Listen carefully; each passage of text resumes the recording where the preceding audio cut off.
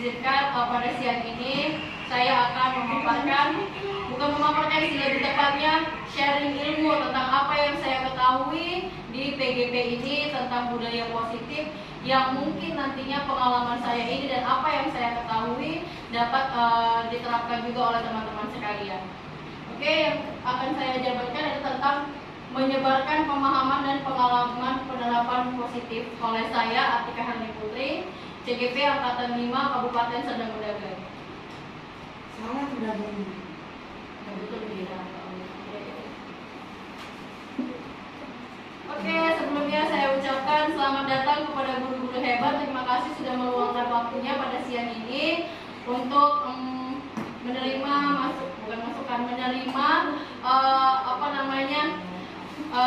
sharing dari saya. Oke.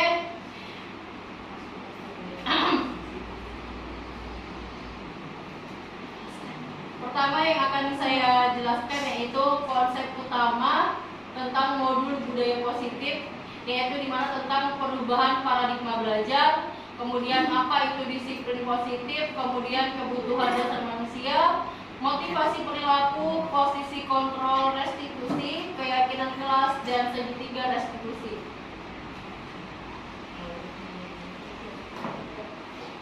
Oke, pembelajaran dengan paradigma baru. Pembelajaran dengan paradigma baru dirancang berdasarkan prinsip pembelajaran yang berdiferensiasi sehingga setiap siswa belajar sesuai dengan kebutuhan tiap perkembangannya untuk mewujudkan profil pelajar Pancasila. Teman-teman semua sudah mengetahui kan apa itu profil pelajar Pancasila? Apa aja ya? Yang pertama, beriman dan ya. Nah, yang kedua, bergotong royong. Terus kreatif, mandiri. Iya, jadi pembelajaran dengan paradigma baru ujungnya adalah untuk mewujudkan ini semua. Kemudian oke, kita ini ya.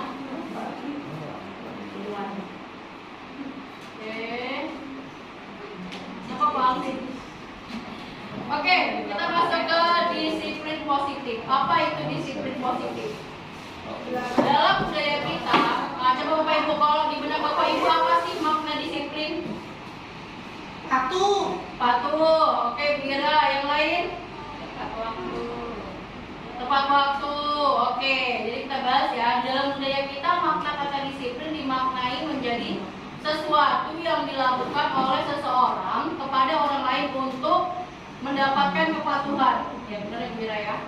Nah, sebagai pendidik, kita kan sebagai pendidik ya, tujuan kita adalah menciptakan anak-anak yang memiliki disiplin diri sehingga mereka bisa berperilaku dengan mengacu pada nilai-nilai kebajikan universal dan memiliki motivasi intrinsik bukan ekstrinsik.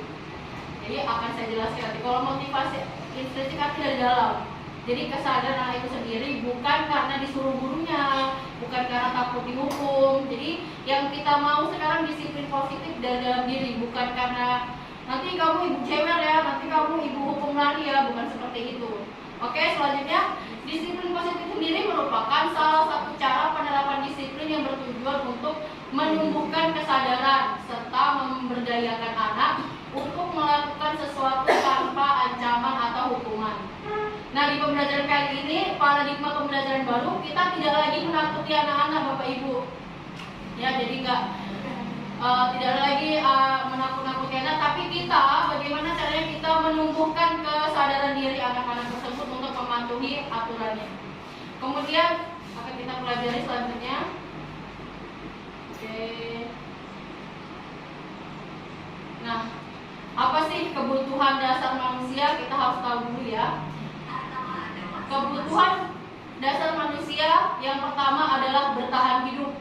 Jadi manusia itu sejatinya adalah bertahan hidup. Ketika dia melakukan kesalahan pun dia akan melakukan namanya bertahan hidup. Kalau kita misalnya itu putri malu ya, bukan putri malu. Kalau bunga mawar itu melindungi dirinya dengan apa? Nah, manusia, anak-anak juga manusia itu melakukan bertahan hidup dengan caranya sendiri ketika melakukan kesalahan, mungkin memberikan alasan-alasan tertentu seperti itu. Kemudian anak-anak juga butuh kasih sayang dan rasa diterima. Jadi ketika anak melakukan kesalahan, disiplinnya itu anak juga butuh dengan kasih sayang dan rasa diterima, tidak hanya dengan dimarahi. Kemudian anak juga memiliki rasa penguasaan terhadap dirinya sendiri. Kemudian anak juga butuh kebebasan dan kesenangan. Oke, selanjutnya.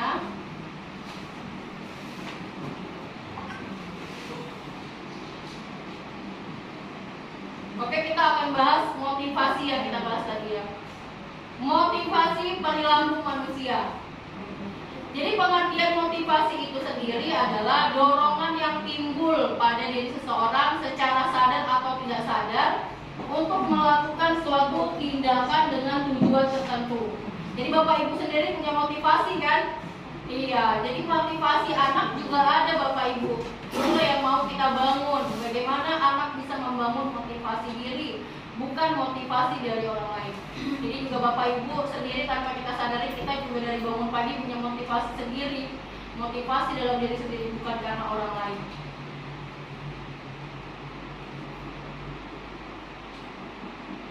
Oke, kita lanjut.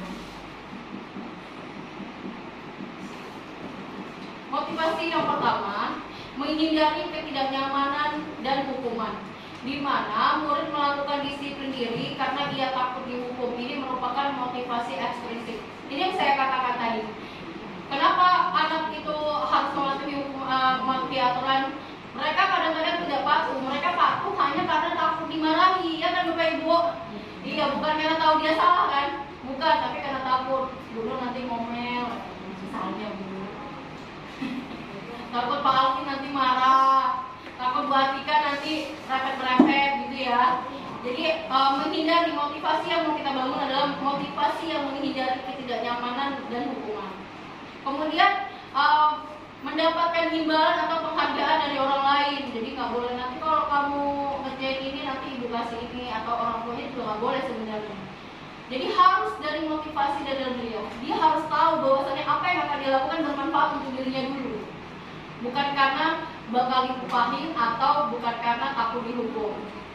Nah, motivasi yang benar yaitu menghargai nilai-nilai kebajikan diri sendiri, di mana murid melakukan disiplin diri karena dia ingin mendapatkan suatu imbalan. Ini merupakan motivasi ekstrinsi. Di mana murid melakukan disiplin diri karena murid sadar bahwasannya hal-hal tersebut dapat bermanfaat baik untuk dirinya.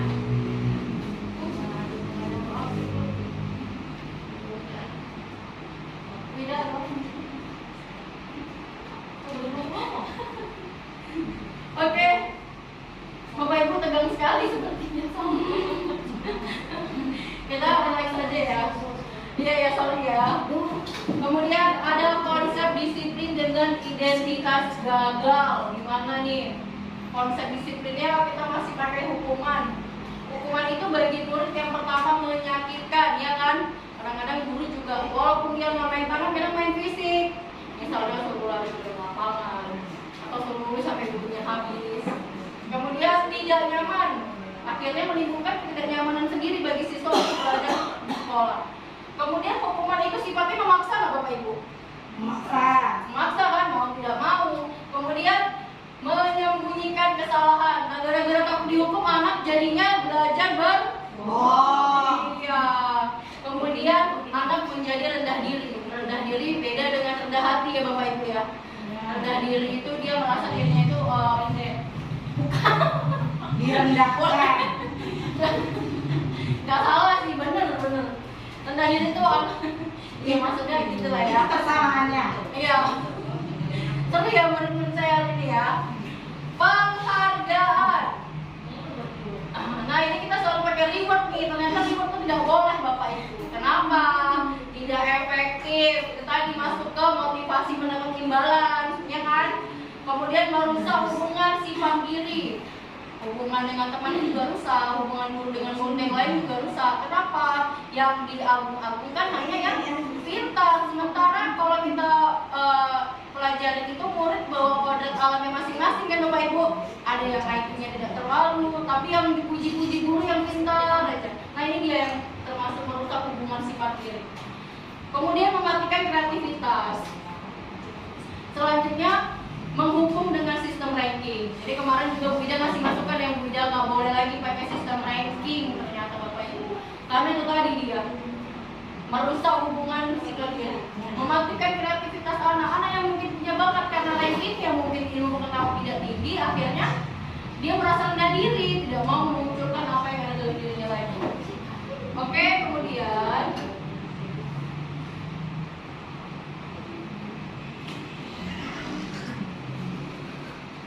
sorry.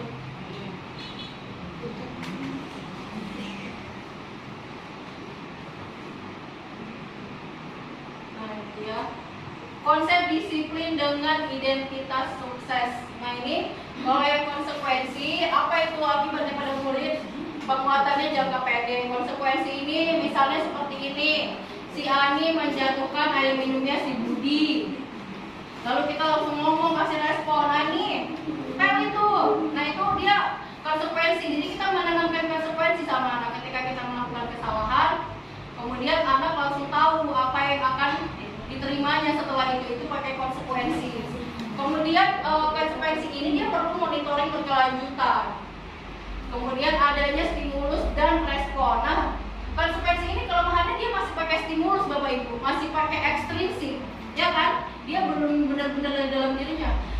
Bahasa stimulus ini ada respon dan ada yang pemberi respon. Jadi stimulus. Nah, ada yang memberikan respon. Jadi kayak yang tadi bilang, ketika dilakukan kesalahan gurunya masih ngomong kan, nanti kalau kamu nyumpahin air lagi, ibu suruh ngepel. Nah itu masih menggunakan respon, ini konsekuensi. Kemudian dia kehilangan waktu untuk merenungi kesalahannya karena langsung dikasih konsekuensinya. Kemudian restitusi, ini dia yang kita pakai Bapak Ibu. Di pembelajaran ini kita dituntut untuk menggunakan restitusi. Jadi pelan-pelan kita mengubah cara peraturan kita atau hukuman-hukuman kita yang lama ya Bapak Ibu ya, dengan menggunakan restitusi. Oke, yang pertama boleh baca Ibu Pasca. Apa yang pertama itu Bu? Oh ya, udah perlu. Pamin. Nah, murid yang mana restitusi? Ya. Restitusi atau prostitusi? Restitusi Pamin. Salah apa kabur? Pandangan anak udah jam 12. Oke. Murid diberi tanggung jawab atas perilakunya. Ya, contohnya seperti ini Pak Alvin. Jadi dia ketika murid itu diberikan tanggung jawab kalau dia berbohong. Apa kira-kira yang terjadi pada dirinya kalau dia berbohong itu apa yang harus dia tanggung jawab dia sendirinya. Kemudian yang kedua baca Anggi, Bu Anggi.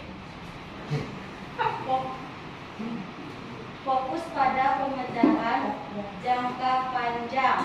Iya, fokus pada pemecahan jangka panjang. Ya. Ketika kita menggunakan restitusi, ini kita bisa lakukan pada pemecahan masa jangka panjang ya Bapak Ibu ya. Nanti akan saya jelaskan lagi.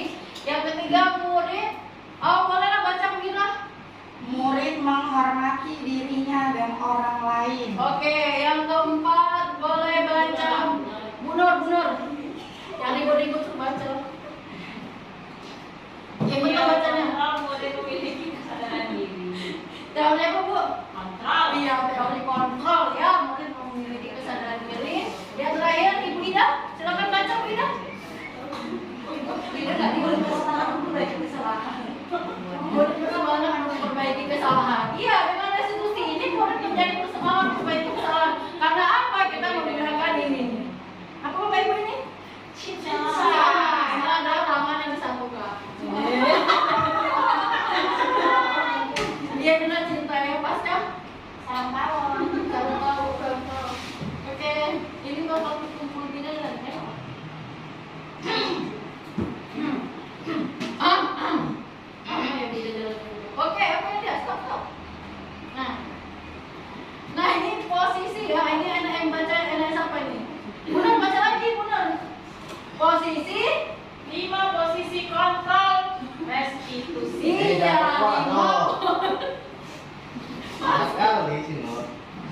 Yang pertama apa ini Bapak Ibu? Menghukum. Iya. Kita masih di posisi ini ya. Iya nggak? Kita masih di posisi penghukum, pembuat rasa bersalah, teman, pemantau atau manajer kira-kira. Saya mau tanya Bu Ira. Bu Ira di posisi yang mana Bu Ira? Bu Ira di posisi yang mana ya Bu Ira?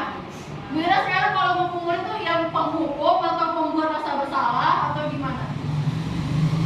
Nah oke, kita kasih ya gambaran kalau menghukum dia bahasanya bagaimana. Nah ini dia. Contoh kasusnya, siswa tidak memakai atribut lengkap saat upacara. Posisi penghukum, guru akan berkata seperti ini.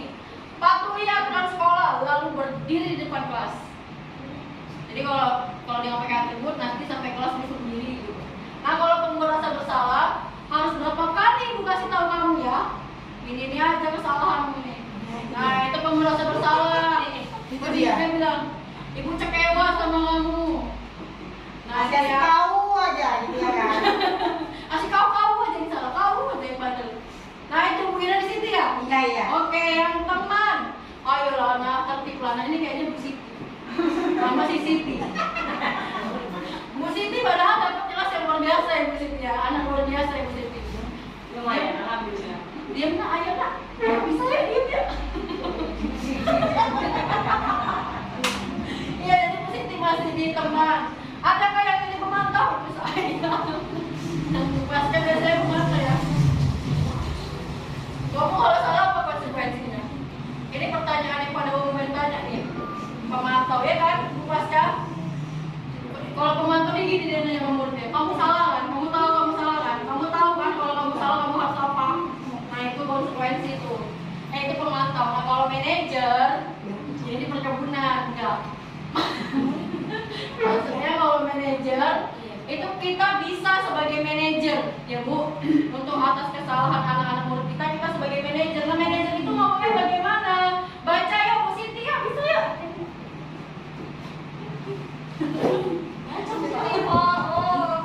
Siapa Bu Siti? Siapa Bu? Siti Oh, bukan ini. maaf. Bu Ina. Oh ya Bu Siti, muda ya. Ina. Itu agak muda. Apakah kamu tahu kesalahanmu? Kira-kira bagaimana kamu akan memperbaiki kesalahanmu? Iya. Apakah jadi gitu dia Bu, nanti kalau sama murid gitu, kamu tahu nggak salah kamu apa? Mau diperbaiki nggak? Gitu ya. Nanti dia ini adalah contohnya saya kasih. Nah jadi kalau kita sebagai manajer, kita tidak lagi menghakimi murid, menghardik murid, membuat murid merasa bersalah atau terlalu menjadi teman bagi murid sehingga murid kehilangan rasa hormat kepada kita. Kemudian ini bukan iklannya, ada iklannya. Kemudian kita masuk keyakinan kelas. Mengapa kita membuat keyakinan kelas bukan peraturan kelas? Ada yang bisa jawab? Menurut ibu aja lah Bapak Ibu. Bu Pasca, kenapa ya kita buatnya keyakinan bukan peraturan? Ayo. Kenapa kita buatnya keyakinan kelas nih? Sekarang bahasanya bukan peraturan kelas tapi keyakinan kelas. Kenapa? Keyakinan kelas. Oh yang boleh Kesepakatan bersama. Iya. Peraturan kelas itu hanya dibuat oleh guru. Oke, terima kasih Bu.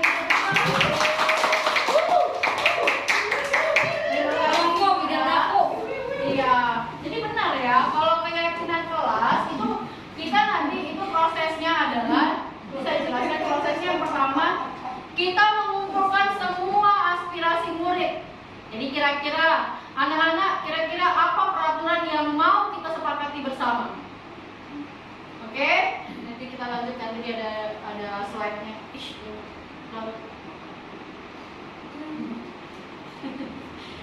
Oke, pertanyaan pemantiknya yang pertama. Mengapa ini dia kenapa dia keyakinan kelas? Mengapa kita memiliki peraturan tentang penggunaan helm? Kira-kira penggunaan helm itu kenapa? Kenapa ada aturan itu? Aturan itu sebenarnya berfungsi untuk pemerintah atau untuk kita pribadi? Pribadi. Padahal yang membuat pemerintah kan?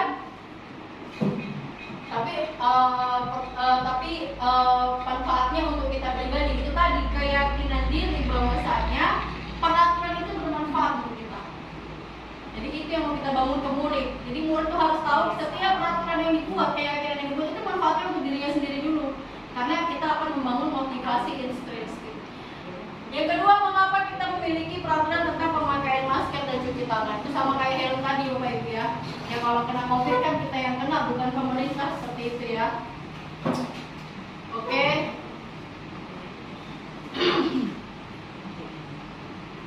Oke, saya akan Bu Anggi. Nomor 1 baca Bu Anggi. Kegiatan membuat keyakinan kelas. Yang pertama ngapain Bu Anggi? Yang pertama itu ada berdiskusi tentang peraturan kelas. Iya, berdiskusi tentang peraturan kelas. Jadi yang kedua baca Bu Maya. Merumuskan peraturan menjadi keyakinan kelas. Iya, yang ketiga baca Bu Yani. Ini singkat Peraturan kelas. Iya. Jadi yang pertama kita berdiskusi dulu. Boleh pakai kertas apa tuh? Itu namanya warna-warni itu beda. Origami. Origami. Post-it.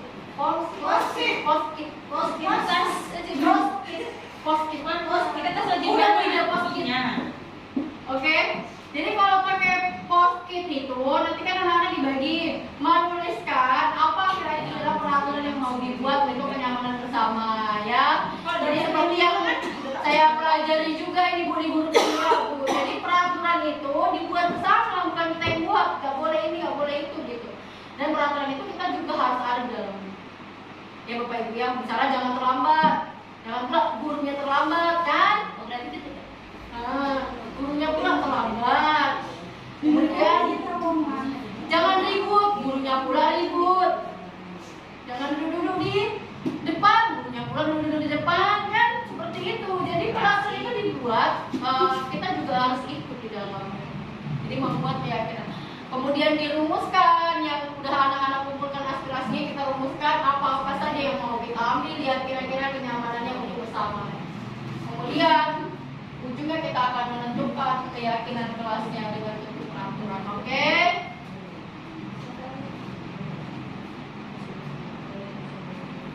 Oke, ini dia. Kita akan belajar tentang segitiga restitusi.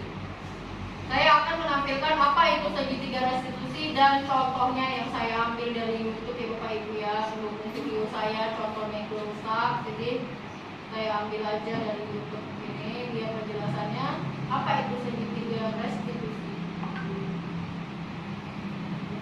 Definisi restitusi adalah proses penciptaan kondisi bagi murid untuk memperbaiki kesalahan mereka, sehingga mereka bisa kembali pada kelompok mereka dengan karakter yang lebih kuat.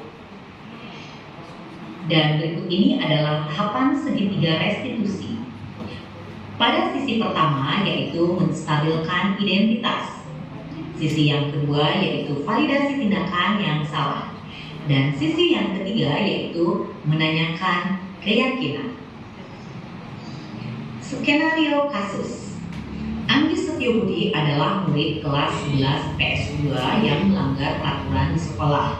Murid tersebut jarang masuk pembelajaran tatap muka terbatas atau PTMT dan tidak pernah mengerjakan tugas daring yang diberikan oleh hampir semua guru mata pelajaran.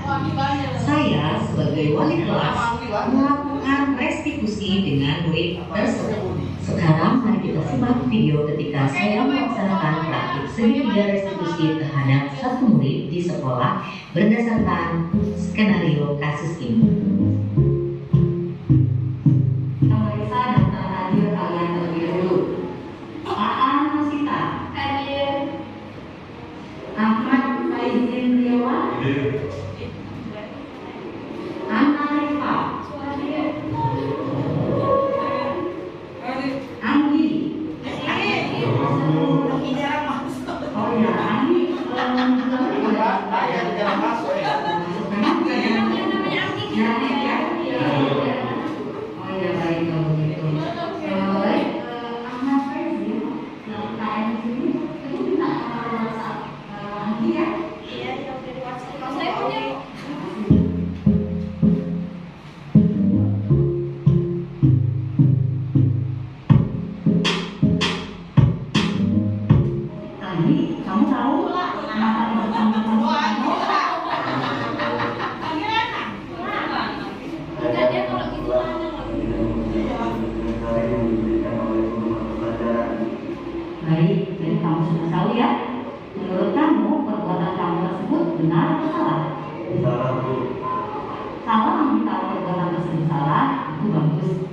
berarti kamu sudah menyadarinya.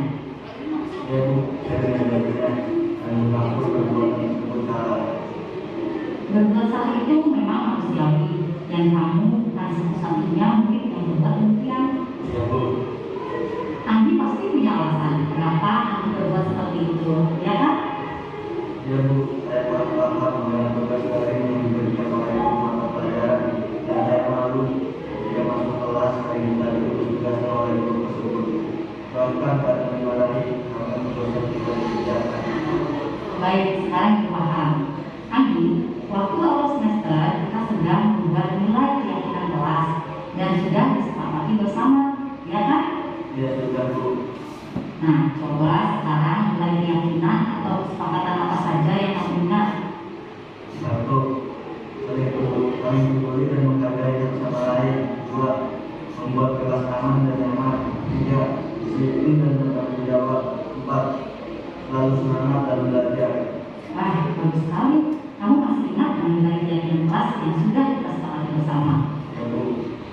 Tadi kamu menyebutkan salah satu nilai keyakinan kelas yaitu disiplin dan tanggung jawab, serta selalu semangat dalam belajar. Apakah kamu sudah menjalankan kesepakatan tersebut? Saya menjalankan ya. Baik, jika seperti itu. Lalu, apa rencana kamu untuk memperbaiki perbuatan kamu tersebut? Saya akan minta maaf pada guru mata pelajaran dan meminta penjelasan tugas lain yang kurang saya pahami.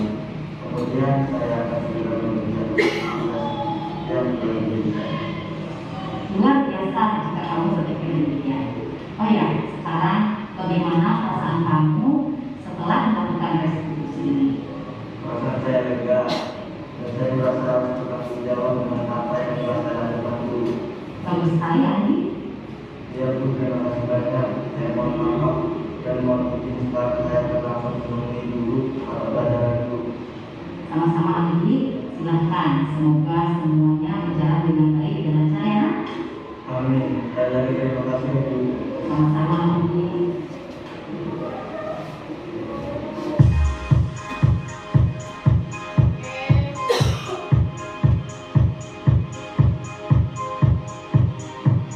Oke, baiklah teman-teman, itulah tadi pengertian segitiga restitusi. Yang pertama saya sudah menjabarkan apa itu budaya positif di kelas, bagaimana cara membuat keyakinan kelas bersama murid, kemudian bagaimana kita bisa membangkitkan motivasi intrinsik siswa menggunakan restitusi.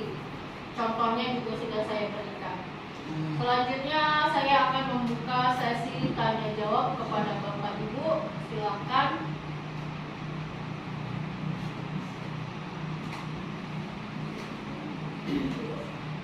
Oke, Bapak Ibu yang ingin bertanya, saya persilahkan.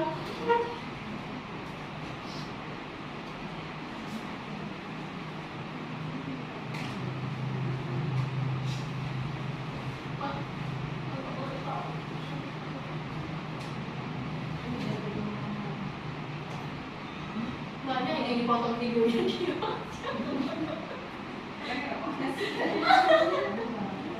Banyak Bu. Mengalihkan. Oke, lanjut Pak, pokoknya.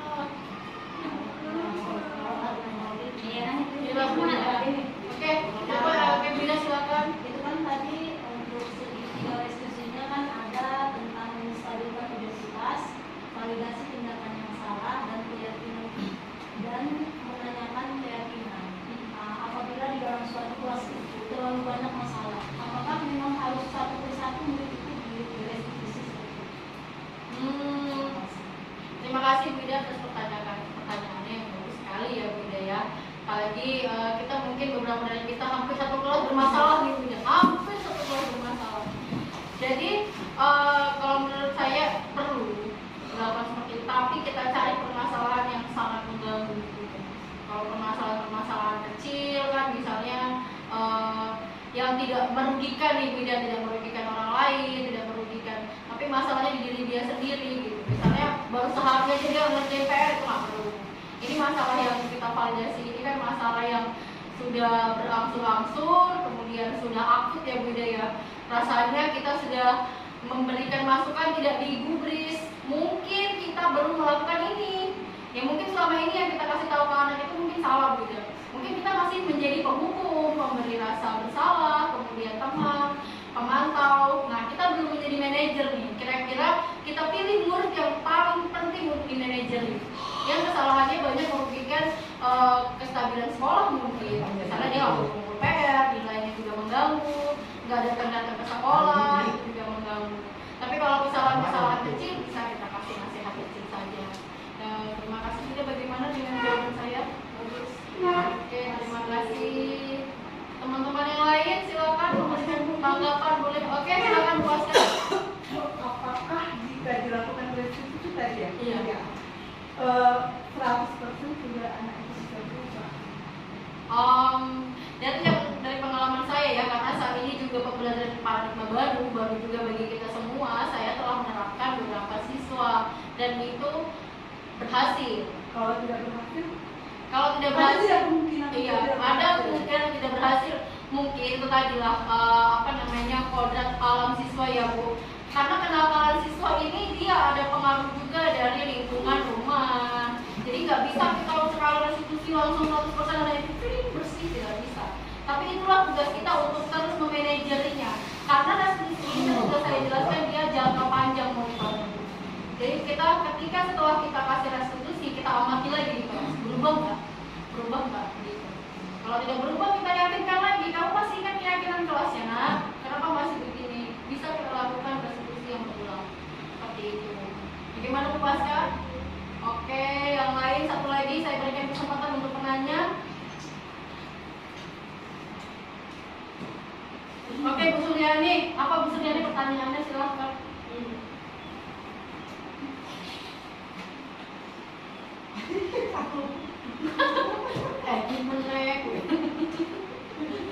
Oke, silakan Ibu Anggi. Bertanya Bu Anggi. Tadi dia bermasalah. Oh iya, dia bermasalah ya, sampai ada yang nanya ya. Nanti silakan saya restitusi. Oke, bagaimana Ibu kira-kira ada pikiran kira-kira muridnya bisa nggak kira-kira Bu? Dari restitusi untuk murid Ibu Siti bisa nggak melakukan ini? Atau kenakalannya udah udah nggak bisa nih Bu restitusi gitu atau gimana Bu?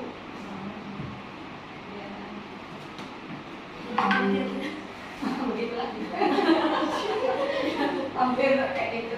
Kalau Bu Ira kan beberapa muridnya juga banyak yang bermasalah ya. Kira-kira restitusi ini bisa Ibu terapkan nanti bakal bekerja atau tidak? Bagaimana? Memang bakal Ibu terapkan ya. Nanti kita coba ya teman-teman ya restitusi ini. Saya rasa saya sudah mencoba beberapa murid dan berhasil. Intinya kita terus meningkatkan motivasi kesadaran diri siswa untuk disiplin dan dalam hati. Itulah yang namanya disiplin positif. Budayanya dibangun dari dirinya sendiri, motivasi dari dirinya sendiri, dan keyakinannya dia yakin bahwa itu berguna untuk dirinya dulu, bukan untuk sekolah dulu. Oke, terima kasih. Saya merefleksi sedikit bagaimana perasaan Bapak Ibu setelah belajar restitusi ini. Saya berikan kesempatan kepada dua orang untuk merefleksikan perasaannya dan apa yang didapat pada hari ini.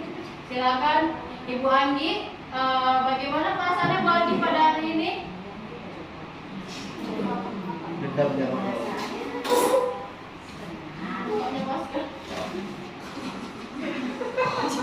Jadi kayak gitu Tika.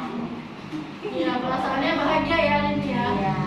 Iya. Apa yang Bu Anggi dapat kira-kira poin-poinnya apa gitu? Aduh, itu di Iya, silakan Pak Alvin.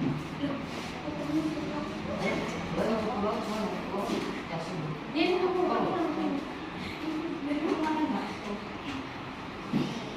Lola nih buktinya. Bu Lola silakan berdiri, Bu Lola berefleksi dulu aja.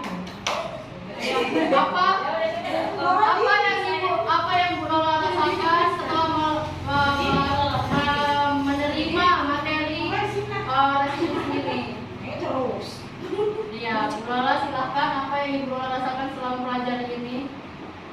Pengetahuan apa ya? Mendapat pengetahuan baru. Kok ini kan jadi video. Ini video komedi jadi bukan dan teman-teman. Jadi mengerti bahwa kita sebagai guru itu harus menjadi manajer yang menghukum, pemantau, teman, dan itu akan diaplikasikan nanti di kelas. Jadi Bu Lola sudah yakin ya nanti akan mengaplikasikan ini. Oke, terima kasih, tepuk tangan dulu untuk Bu Lola. Selanjutnya Bu Yani, ayo merefleksikan diri. Perasaannya hari ini? Perasaannya saya bangga dengan Bu Atika setelah mengikuti CPD ini. So Atika sudah sangat berpengalaman, saya lihat. Jadi saya senang melihatnya, bangga. Setelah saya mengikuti apa yang disampaikan Bu Atika itu, saya melatih tentang ada satu keyakinan yang kalau dulunya saya yang mengetahui, cuma setelah ke kelas sekarang sudah ada bertambah dan selanjutnya yang praktik baik telah dilakukan kepada murid tadi akan kami lakukan di sekolah. Masya Allah, tepuk tangan untuk Bu Yani, luar biasa. Bu Yani katakan bahwasannya menambah pengetahuan baru. Bu Lola juga, Bu Anggi juga tadi ya, menambah rasa tawanya. Gak apa-apa. Tertawa kan terlalu bahagia belajar ya Bu Anggi ya tentang diskusi ini. Saya berharap apa yang telah saya laksanakan dan apa yang telah dilaksanakan oleh para guru pekerja dapat dilaksanakan juga kepada rekan-rekan sejawat semuanya, agar sekolah kita dapat mewujudkan profil pelajar Pancasila, menciptakan budaya positif di sekolah. Oke, lebih dan kurang saya mohon maaf. Wabillahi taufiq wal hidayah. Wassalamualaikum warahmatullahi wabarakatuh.